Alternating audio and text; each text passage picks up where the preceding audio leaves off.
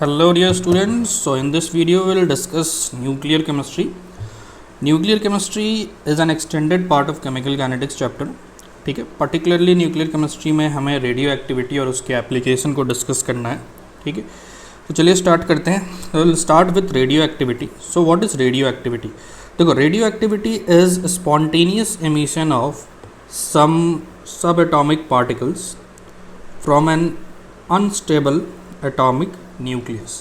होता क्या है कि हमारा जो न्यूक्लियस है वो न्यूक्लियस के अंदर कुछ न्यूट्रॉन्स और प्रोटॉन्स होते हैं और उसके नंबर के कुछ इम्बैलेंस के कारण कभी ऐसा कि प्रोटॉन ज़्यादा हो जाए, न्यूट्रॉन कम हो जाए, तो प्रोटॉन प्रोटॉन रिपल्सन के कारण कुछ एटॉमिक न्यूक्लियाई अनस्टेबल हो जाते हैं, जिसके कारण अब वो कुछ सब एटॉमिक पार्टिकल रिलीज़ करते हैं in order to make it stable.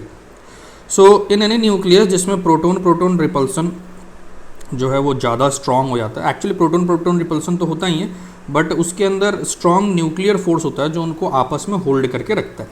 ठीक है, अब विथ इंक्रीज इन प्रोटॉन या फिर कह लो न्यूट्रॉन कम हो जाए तो there is imbalance of force, जिसके कारण ये इनस्टेबिलिटी होती है. सो अब बात करें कि एक्चुअली कितने प्रोटॉन कितने न्यूट्रॉन होने चाहिए in order to make the nucleus stable. तो देखो, N/P रेशियो जो है अगर ये 1 होता है तो बेस्ट सिचुएशन है, ये स्टेबल न्यूक्लियाई है. मोस्टली ये Z less than atomic number less than 20 में देखा जाता है. अब अगर ये 1 से छोटा हो जा रहा है तब भी अनस्टेबल है, और 1 से जब बड़ा होता है तो अप टू 1.5. ठीक है, आप यहाँ पे इक्वल टू भी लगा सकते हैं. N/P रेशियो 1.5 तक न्यूक्लियस स्टेबल है, बट उसके बाद होने लगे तो फिर से ये अनस्टेबल हो जाता है. ठीक है, अब जैसे जैसे एटॉमिक नंबर बढ़ता है N/P की रेशियो बढ़ती है, इसलिए आपको देखने को मिलता है नंबर ऑफ न्यूट्रॉन और प्रोटॉन्स एक्चुअली इक्वल नहीं होते हैं बड़े एटम्स में. अब जैसे लार्जेस्ट स्टेबल न्यूक्लियाई जो है वो है बिस्मथ, जिसका एटॉमिक नंबर 83 है, 209 इज मास नंबर. ठीक है, और Z ग्रेटर दैन 83 के लिए जब आप इसका N/P रेशियो निकालेंगे तो 1/5 के क्लोज आता है. सो अगर आप Z ग्रेटर दैन 83 के लिए देखेंगे सो उसके बाद कोई स्टेबल न्यूक्लियस नहीं है. इसलिए हाइयर एटॉमिक नंबर एटम्स या फिर एलिमेंट्स जो हैं वो डिसइंटीग्रेट करते हैं कुछ कुछ subatomic particle in order to make the nucleus stable. ठीक है, इसी फिनोमेना को हम रेडियो एक्टिविटी कह रहे हैं. So here we are saying that certain subatomic particles like alpha beta gamma, इसको डिटेल में भी हम पढ़ेंगे, are emitted to bring back the N/P ratio in stability range that is more or less 1 to 1.5. ठीक है, अब देखिए एक ग्राफ से हम समझते हैं. यहाँ पे ये ग्राफ है number of neutron versus number of proton. Number of proton is also atomic number, तो वर्सेस में प्लॉटेड है. ठीक है, ये जो लाइन है ये N/P ratio is equal to 1 को रिप्रेजेंट कर रही है, और ये जो रेंज है जो शेडेड रीजन है ये स्टेबल रीजन है. ठीक है, अब इसके लेफ्ट में भी जाएंगे तब भी अनस्टेबल है, इसके राइट में भी जाएंगे तब भी अनस्टेबल है. ठीक है, अगर आप इस स्टेबल रीजन को अगर कंसिडर करेंगे तो आप देखेंगे कि देखो अप टू एटॉमिक नंबर 20 तो ये इसी रेंज में है, that is N/P is equal to 1. जैसे जैसे एटॉमिक नंबर बढ़ रहा है 40, 60, 80 तो N/P की स्टेबल रेंज जो है 1 से थोड़ा सा ज़्यादा जा रही है, और ये मैक्सिमम 1.5 तक जाती है. देखिए अगर एटॉमिक नंबर 80 की मैं बात करूँ Hg के लिए तो ये वैल्यू 1.5 आती है. बीच का एक ले लेता है एटॉमिक नंबर 50 के आसपास यहाँ पे कहीं है. 50 के लिए N/P रेशियो 1.4 स्टेबल है. उसके बाद अगर मान लो मैं 40 के लिए कह लूँ तो 40 के लिए N/P रेशियो 1.25 है, वो स्टेबल है. ठीक है, तो एटॉमिक नंबर जैसे जैसे बढ़ता है N/P रेशियो बढ़ता है, but up to atomic number 83 जैसा हमने ऊपर देखा 1.5 तक रहता है, उसके बाद वो क्रॉस कर जाता है 1.5 को. अब जैसे ही 1.5 को क्रॉस करेगा तो वो अनस्टेबल रेंज में आ जाएगा. ठीक है, चलिए अब हम बात ये कर लेते हैं कि ठीक है कुछ सब एटॉमिक पार्टिकल रिलीज हो रहे हैं बाहर in order to make the nucleus stable. तो क्या क्या हैं ये सब एटॉमिक पार्टिकल? तो सब मेजर सब एटॉमिक पार्टिकल्स और उसकी प्रॉपर्टीज़ यहाँ पे मेंशन्ड है जो काफ़ी इंपॉर्टेंट है, आपको ध्यान रखना है इसको. जिसमें सबसे पहले अल्फा पार्टिकल जो आप बहुत पहले से पढ़ते आ रहे हैं, एटॉमिक स्ट्रक्चर में भी पढ़ा था हमने इसमें in rutherford theory. So alpha particle is He2 actually it is He2 plus helium nucleus है अल्फा पार्टिकल. अब अल्फा पार्टिकल का बहुत ही हाई आयनाइजिंग पावर होता है. ये दो मेजर टर्म याद रखना है अपने को, एक आयनाइजिंग पावर और penetrating power. Basically ionising power is ability to ionise someone else and penetrating power is to penetrate through some space. ठीक है, अब ज़्यादा से ज़्यादा high ionising power alpha particle का है. इसका स्पीड अराउंड 2 × 10⁹ सेंटीमीटर पर सेकेंड है, जबकि इसकी पेनिट्रेटिंग पावर जो है वो लो है. तो आप इन जनरल ऐसे याद रख लीजिए, आयनाइजेशन पावर और पेनिट्रेटिंग पावर इन्वर्स रिलेशन रखता है. तो जिसका आयनाइजेशन पावर ज़्यादा होगा उसका पेनिट्रेशन पावर कम होगा. ठीक है, कई बार डायरेक्टली ये क्वेश्चन पूछे जाते हैं. Second type of particle can be beta particle. अब बीटा पार्टिकल जब भी बोले इन जनरल तो बीटा माइनस ही कंसिडर करते हैं, जिस that is E-1, 0 atomic number की जगह -1 रखा है, मास नहीं है इसका। लेकिन अगर बीटा प्लस बोले या टर्म यूज हो पॉजिट्रॉन तो इस +1 आ जाएगा -1 की जगह पर, मास इज स्टिल 0, ठीक है। अब इसका आयनाइजेशन पोटेंशियल जो है वो आयनाइजेशन पावर जो है वो अल्फा पार्टिकल से कम है, स्पीड थोड़ी सी ज़्यादा है इसकी, देख सकते हैं आप अल्फा पार्टिकल से। और अगर आयनाइजेशन पावर आपने देखा कि कम है तो डेफिनेटली पेनिट्रेशन पावर अल्फा से ज़्यादा होगा। नेक्स्ट इज गामा रेज, इसको 0 करके लिखते से कोई मास या एटॉमिक नंबर नहीं है, ये एक्चुअली इलेक्ट्रोमैग्नेटिक वेव है जिसका स्मॉल वेवलेंथ होता है। और आयनाइजेशन पोटेंशियल के टर्म में, आयनाइजेशन पावर के टर्म में देखें तो it is smallest in comparison to alpha and beta. ये स्पीड ऑफ लाइट, क्योंकि EM वेव्स है तो स्पीड ऑफ लाइट से चलेगा, तो ये मैक्सिमम स्पीड हो गया अल्फा बीटा पार्टिकल और गामा में कंपेयर करें तो। और पेनिट्रेशन पावर जो है इसका ये बीटा से काफ़ी ज़्यादा है, ऑलमोस्ट 100 टाइम्स ज़्यादा है। तो पेनिट्रेशन पावर मैक्सिमम है गामा के लिए और इसका आयनाइजेशन पावर मिनिमम है, ठीक है। एक और टर्म अपने को ध्यान रखना है, दैट इज़ के कैप्चर। के कैप्चर में क्या होता है, कभी कभी ऐसा होता है कि जो के शेल के इलेक्ट्रॉन है वो न्यूक्लियस उसको कैप्चर कर लेता है। तो electron of K shell is captured by the nucleus. अब वहाँ पे तो वैकेंसी क्रिएट हो जाएगी। अब वैकेंसी जो क्रिएट हुई उसको हाइयर इलेक्ट्रॉन फिल करता है आके, और इस प्रोसेस में एक्सरे इमिट होता है। देखो इस फिगर को समझते हैं, ये के शेल है, ये एल शेल है, कुछ इस तरह से न्यूक्लियस ने एक इलेक्ट्रॉन कैप्चर कर लिया, यहाँ पे वैकेंसी क्रिएट हो गई तो बाहर का इलेक्ट्रॉन अंदर आ गया। और जब भी आपको पता है कि ये जो ट्रांजिशन होते हैं तो कुछ रेज बाहर निकलते, तो यहाँ पे एक्स रेज, कुछ एनर्जी बाहर निकलती, तो यहाँ पे एक्स रेज बाहर निकलते हैं। तो आप देख सकते हैं एक एग्जाम्पल है यहाँ पे बेरियम न्यूक्लियाई 56133, इसने के कैप्चर किया, इलेक्ट्रॉन कैप्चर किया, ठीक है। और इलेक्ट्रॉन कैप्चर करने के बाद देखिए यहाँ 56 और -1 इन दोनों को ऐड करते तो 55 एटॉमिक नंबर हो जाएगा। किसी भी न्यूक्लियर रिएक्शन के लिए आप ध्यान रखना, रिएक्टेंट और प्रोडक्ट में जो नेट एटॉमिक नंबर और मास नंबर का सम होगा वो इक्वल होना चाहिए। 56 -1 55 हो गया इधर, 133 0 133, साथ में एक्सरेज बाहर निकल गया, ठीक है। तो इन तरह के पार्टिकल्स रिलीज होते हैं in order to make the nucleus stable. अब देखो पॉसिबिलिटी क्या हो सकती है, हो सकता है कि N/P रेशियो हाइयर है then the required for stability, ठीक है। N/P रेशियो जितनी ज़रूरत है 1 to 1.5 के रेंज में, या फिर किसी मान लो लेस देन 20 एटॉमिक नंबर के लिए 1 होना चाहिए तो 1 से ज़्यादा है, तो उसके लिए क्या होता है, तो उसके लिए such nuclei have tendency to emit beta rays, beta particle actually कहना चाहिए हमें, in which it is that is actually transformation of neutron into proton. तो एक न्यूट्रॉन जो होता है वो एक प्रोटॉन और -1 0 that is beta minus emit करता है। एग्जांपल के थ्रू मैं आपको दिखाता हूँ। जैसे एक एलिमेंट है मान लो U, 6 इसका एटॉमिक नंबर, 14 मास नंबर, और अगर N/P निकालते तो इट इज़ 1.33। अब एटॉमिक नंबर 6 के लिए 1 होना चाहिए स्टेबल रेंज। तो अब ये क्या कर रहा है, ये E-1 रिलीज़ करता है और ये कन्वर्ट हो जाता है नाइट्रोजन 714 में।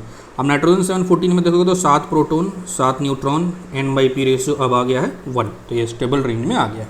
वही तरह से आप देख सकते हैं क्रिप्टन जो है रिबीडियम में कन्वर्ट हो जाता है E-1 रिलीज़ करके, क्योंकि ये करने से पहले इसका N/P रेशियो इस काफ़ी 1 से बड़ा है और इसमें थोड़ा सा वैल्यू कंट्रोल में आ चुकी है, ठीक है। अब ऐसी पॉसिबिलिटी भी हो सकती है कि N/P ratio required for stability से कम है, 1 से कम हो जाए, या फिर हाइयर एटॉमिक नंबर है 1.2 1.3 इस टाइप से कम रेंज में आ जाए। तो देखिए ऐसा है कि सबके लिए 1.5 से कम हो तो वो स्टेबल है, ऐसा नहीं है। ऐसा हमने ग्राफ में देखा है कि जैसे जैसे एटॉमिक नंबर बढ़ता है N/P का स्टेबल रेंज भी बढ़ते जाता है। तो इट इज़ 1 to 1.5 के बीच का रेंज है, ठीक है। अब 40 के टाइम्स में बात करें, 40 के आसपास, तो 40 एटॉमिक नंबर के लिए प्रोमिनेंट रेंज 1.25 है। तो 1.25 से कम होना भी उसके लिए अनस्टेबल है, ज़्यादा होना भी अनस्टेबल है, ठीक है।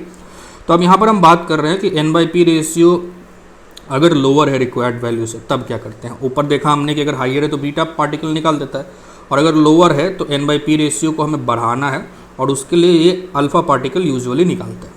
जैसे यूरेनियम 92 238 देखें तो इसका N/P रेशियो 1.5 है, ठीक है, जो इसके स्टेबल रेंज से कम है। तो ये थोड़ियम में कन्वर्ट हो जाता है अल्फ़ा पार्टिकल रिलीज़ करके, और अब N/P रेशियो बढ़ गया है इसका। आप देख सकते हैं एटॉमिक नंबर 92, प्रोडक्ट में 90 + 2 92 प्रिजर्व है, 298 मास नंबर, प्रोडक्ट में 234 + 4, और यहाँ पे साथ में बहुत सारे अल्फ़ा पार्टिकल निकलेंगे, तो अकॉर्डिंगली वहाँ चीज़ें मैनेज हो जाएंगी। ये 298 नहीं है, 238 है, ठीक है। चलिए अब हम बात कर लेते हैं बाय एमिशन ऑफ पॉजिट्रॉन। तो ये एक और पॉसिबिलिटी ये भी है, apart from alpha particle positron निकले। जैसे अगर नाइट्रोजन है 713, ये कार्बन में कन्वर्ट हो जाता है बाय रिलीजिंग अ प्रोटॉन या फिर पॉजिट्रॉन एक्चुअली, पॉजिट्रॉन को आप देखेंगे यहाँ पे कि यहाँ पे n में जो n/p रेशियो है वो 6/7 है, ठीक है, जो लेस देन 1 है। और जैसे ये कार्बन में कन्वर्ट होता है तो ये अराउंड 1 के आसपास चला जाता है, जो स्टेबल रेंज है। फिर जो चेक कर लेते हैं मास और एटॉमिक नंबर, तो एटॉमिक नंबर यहाँ पे 7 है, यहाँ पे 6 + 1 7 हो गया। मास नंबर 13, 13 + 0 इज़ 13, ठीक है। तो पॉजिट्रॉन रिलीज करके ये स्टेबल होता है। और ये पॉसिबिलिटी के कैप्चर से भी की जा सकती है। के कैप्चर में इलेक्ट्रॉन एब्जॉर्ब होता है, जैसे यहाँ पे गोल्ड न्यूक्लियाई को देखेंगे आप तो n/p रेशियो है 115/79। ये स्टेबल रेंज से थोड़ी बड़ी वैल्यू है, ठीक है, स्टेबल रेंज से एक्चुअली छोटी वैल्यू है। अब ये इलेक्ट्रॉन एक्सेप्ट करता है तो एक्सेप्ट होने का तो प्लैटिनम 78 में कन्वर्ट हो जाता है। और जब ये रेंज है ये इसके एटॉमिक नंबर के हिसाब से स्टेबल रेंज, ठीक है। तो आप ऐसा कह सकते हैं कि n/p रेशियो जो है उसको अगर आप बढ़ाना है तो आप अल्फ़ा पार्टिकल का इस्तेमाल कर सकते हैं, रिलीज़ करा सकते हैं, पॉजिट्रॉन का रिलीज़ करा सकते हैं और के कैप्चर का रिलीज़ करा सकते हैं। जबकि घटाना है तो बीटा माइनस पार्टिकल एक प्रोमिनेंट तरीका होता है, ठीक है। चलो, अब ये तो जनरल कॉन्सेप्ट हो गया कि क्यों होता है रेडियो एक्टिविटी और कैसे होता है। अब हम इसके कैनेटिक्स को स्टडी करेंगे, ठीक है। सबसे पहले हमें ये समझना है कि सारे रेडियो एक्टिव जो भी डिके रिएक्शन होते हैं वो सारे के सारे फर्स्ट ऑर्डर कैनेटिक्स फॉलो करते हैं। फर्स्ट ऑर्डर कैनेटिक्स फॉलो करने का मतलब जो भी चीज़ें हमने फर्स्ट ऑर्डर रिएक्शन में पढ़ी, जो भी रिजल्ट फर्स्ट ऑर्डर में पढ़ा, वो सारे यहाँ पे भी वैलिड होंगे। फॉर एग्जांपल मान लो एक ए एलिमेंट है जो रेडियो एक्टिव डिके शो करता है और सम बी और सी में डिसइंटीग्रेट होता है। t=0 पे इसके न्यूक्लियाई n0 है, t=t पे ये कुछ n हो गया है डिसइंटीग्रेट करके, ठीक है। तो हम क्योंकि फर्स्ट ऑर्डर है तो हम ऐसा लिख सकते हैं कि rate is proportional to number of nuclei at time t to the power 1। तो रेट इस बार हमने -dn/dt लिखा है क्योंकि यहाँ पर number of change of nuclei के टर्म में रेट लिख रहे हैं, ठीक है। कॉन्सेंट्रेशन की जगह पर चेंज ऑफ न्यूक्लियाई के टर्म में is proportional to number of nuclei at that time to the power 1। So dn/dt is -dn/dt is equal to lambda n। Lambda is decay constant और डिसइंटीग्रेशन कांस्टेंट, जैसा कि rate constant हुआ करता था first order में, ठीक है। अब हम यहाँ पे इसको इंटीग्रेट करके जनरल एक्सप्रेशन वगैरह भी निकाल सकते हैं। जैसे देखिए -dn/dt is equal to lambda n जो हुआ, तो इसको इंटीग्रेट करके हम किसी पर्टिकुलर टाइम पे नंबर ऑफ न्यूक्लियाई निकाल सकते हैं। इसमें अपने को करना है dn/n is equal to -λ/dt। t0 to t integrate कर देंगे, ठीक है। यहाँ पर भी हम अकॉर्डिंगली इंटीग्रेट कर देंगे। 0 टाइम पे ये n0 था और t टाइम पे nt था। और जैसे ही इसको इंटीग्रेट करेंगे फर्स्ट ऑर्डर टाइप का आ रहा है, अपने को पता चल जाएगा n at time t is equal to n0 e to the power -λ/t। First order में भी कुछ इसी टाइप का एक्सप्रेशन आया था, CAT is equal to C0 e to the -λ/t। तो बिल्कुल वही वाला रिलेशन है, बस कॉन्सेंट्रेशन की जगह नंबर ऑफ न्यूक्लियाई है, ठीक है। अब यहाँ पे हम लॉग वगैरह लेके ये भी लिख सकते हैं, lambda is equal to 1/t ln n0 upon किसी t टाइम पे nt, ठीक है। अब ये बिल्कुल उसी तरह का रिजल्ट है जो फर्स्ट ऑर्डर में आया था। यहाँ पर ऐसे भी लिख सकते हैं 2.303 by lambda ln log base 10 n0 upon nt, ठीक है। तो फर्स्ट ऑर्डर का सारा रिजल्ट वैलिड है रेडियो एक्टिविटी में भी, बस के को लैम्डा से रिप्रेजेंट कर रहे हैं। यहाँ पे आप कह सकते हैं के को रिप्लेस कर दो लैम्डा से और कॉन्सेंट्रेशन को नंबर ऑफ न्यूक्लियाई से रिप्लेस कर दो, you will get the result of radio activity kinetics, ठीक है। अब यहाँ पे देखो नंबर ऑफ न्यूक्लियाई है, अब इसको वेट के टर्म में भी लिखा जा सकता है, कभी कभी मोल्स के टर्म में भी लिखा जा सकता है। n0/n जो है n0/n ये न्यूक्लियाई का जो रेशियो है, ये मोल रेशियो भी हो सकता है n0/n, ये वेट रेशियो भी हो सकता है W0/WT, ठीक है। इस तरह से हम इसको किसी फ्रैक्शन में लिख सकते हैं, ठीक है। चलिए, तो जैसे ही हमें ये बात पता चलती है तो फिर हम हाफ लाइफ वगैरह भी निकाल सकते हैं इसके, और बहुत ईजिली निकाल सकते हैं। देखिए हाफ लाइफ में अपने को क्या करना होता है, at t is equal to T half CA0 is equal CAT is equal to C0/2। अब यहाँ पे CAT और CA0 तो नहीं है, NT है, NT की वैल्यू n0/2 पुट कर देते हैं। जैसे ही ये पुट करते हैं इस एक्सप्रेशन में मान लो पुट कर देते हैं, और पुट करने के बाद ये बिल्कुल उसी तरह का रिजल्ट देगा जैसा फर्स्ट ऑर्डर में देता है, ठीक है। तो पुट करके lambda is equal to 1/t½ ln n0 upon n0/2। तो यहाँ से आ गया t½ की वैल्यू ln2/λ, k की जगह बस लैम्डा है, ठीक है। ये बिल्कुल उसी तरह का है जैसा कि हमने फर्स्ट ऑर्डर में सीखा था। अब यहाँ पे इसको आप ln2 की वैल्यू तो आपको पता ही है 693/λ, ऐसे भी याद रख सकते हैं। यहाँ पे एक और टर्म हम डिफाइन कर रहे हैं, दैट इज़ एवरेज लाइफ। ये एक काफ़ी यूज टर्म है, रेडियो एक्टिविटी में यूज़ में आता है। Average life is actually total life of all the atoms upon total number of atoms. Total life with respect to total number of atom को average life कहते हैं।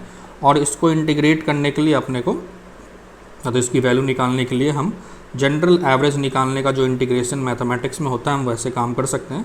Number of particle dt with respect to original is n0, इसको integrate कर दो, जितने all atom मतलब जितने भी एटम इंटायर लाइफ के लिए 0 to इन्फिनिटी यहाँ, और फिर जब इसको सॉल्व करते हो आप तो ये वैल्यू 1/λ आ जाती है, ठीक है। तो 1/λ आ गया, तो ज़रा इसको अब t½ से भी कंपेयर कर लेते हैं। t½ है ln2/λ और t एवरेज जो है ये है 1/λ। अब इसको थोड़ा सा रिलेट कर लोगे तो t एवरेज हो गया, या टॉ भी लिखते हैं इसको, that is 1/λ is 1.44 times t½ ठीक है। तो ये टर्म भी अपने को ध्यान रखना है। चलिए अब हम बात कर लेते हैं यूनिट्स की। तो रेडियो एक्टिविटी के डिके का यूनिट होता है, इन जनरल हम dps या डिके पर सेकेंड लिखते हैं उस रेडियो एक्टिविटी के रेट को रिप्रेजेंट करने के लिए। और एक और काफ़ी कॉमन यूनिट है, that is becquerel. So 1 dps is also equal to 1 becquerel. अब मेजरली यूज्ड जो यूनिट्स हैं वो है रदरफोर्ड और curie. 1 curie is equal to 3.7 × 10⁻10 dps or becquerel, and 1 rutherford is equal to 10⁻6 dps or बैक्वेरल, ठीक है। तो ये यूनिट्स और स्पेशली क्यूरी का कन्वर्जन आप जरूर याद रखिए। इसके बाद जो हमें पढ़ना है वो है application of radio activity. Application of radio activity जो है, इसमें एक्चुअली हम ये सीखेंगे कि ये जो रेडियो एक्टिव डिके है इसका हमें नेचुरल या फिज़िकल सिग्निफिकेंस से क्या क्या चीज़ें हम सीख सकते हैं। इवन कई बार आपको age determination of fossil fuels, wooden article, even earth, कई बार आप सुनते हैं कि ये इतना 1000 साल पुराना है। तो कई जो ये तरीके हैं वो एक्चुअली कहीं ना कहीं रेडियो एक्टिविटी से एसोसिएटेड हैं और उसके लॉजिक को यूज़ करके निकाले गए हैं। तो हमें जो यहाँ पे पढ़ना है वो है 2 डिफरेंट चीज़ें जो एक्चुअली जेईई और नीट में पूछे जाते हैं। जिसमें पहला determination of age of rock, earth and mineral, जिसे हम UPB that is lead uranium method से निकालेंगे। और second is determination of age of fossil and wooden article, that is carbon dating C14 dating से हम निकालेंगे। अब देखो दोनों में ही हम एज ही निकालने वाले हैं, बट ये 2 अलग अलग मेथड्स हैं। कारण ये है कि इन दोनों का जो एज लाइफ होता है उसमें काफ़ी डिफरेंस है, ठीक है। तो एक लिमिटेशन है, कार्बन 14 मेथड से आप एक लिमिटेड एज तक का ही बात कर सकते हैं, UPB मेथड से आप और भी पुरानी चीज़ों की बात कर सकते हैं, ठीक है। तो हम नेक्स्ट वीडियो में इसके एप्लीकेशन को डिस्कस करेंगे। Thank you very much.